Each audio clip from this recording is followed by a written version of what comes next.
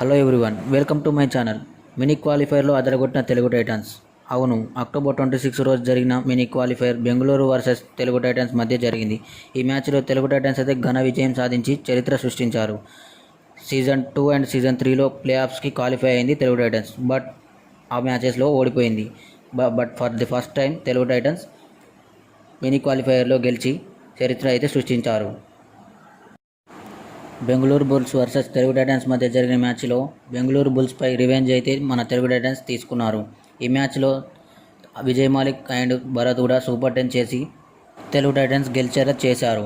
అలాగే టైటన్స్ ఆట అదిరింది. ఈసారి కప్పు గెలవడం ఖాయం భయ్య. భరత్ కూడా స్టార్టింగ్ నుంచి అగ్రెషన్ చూపించాడు. అపోజిట్ టీంను టీజ్ చేస్తూ పాయింట్స్ తెచ్చాడు. విజయ్ మాలిక్ ముందుండి టీంని విజయం వైపు తీసుకెళ్లాడు. కోచ్ చెప్పినట్లుగానే తెలుగు టైటన్స్ ఈసారి అగ్రెషన్స్తో ఆడుతున్నారు. అలాగే మ్యాచెస్ గెలుస్తున్నారు. ఎలిమినేటర్ 3లో అయితే తెలుగు టైటన్స్ ఆల్రెడీ పొజిషన్ ఖరారు చేసుకున్నారు.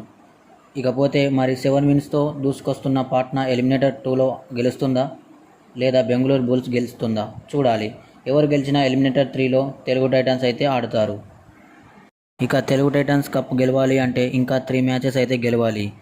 మరి మన తెలుగు టైటన్స్ కోచ్ చెప్పినట్లుగానే ఫైనల్స్ ఆడుతుందా లేదా కామెంట్లో చెప్పండి. అలాగే తెలుగు టైటన్స్ కప్ గెలుస్తుందా అనుకుంటున్నారా కూడా చెప్పండి. సబ్స్క్రైబ్ చేసుకోండి.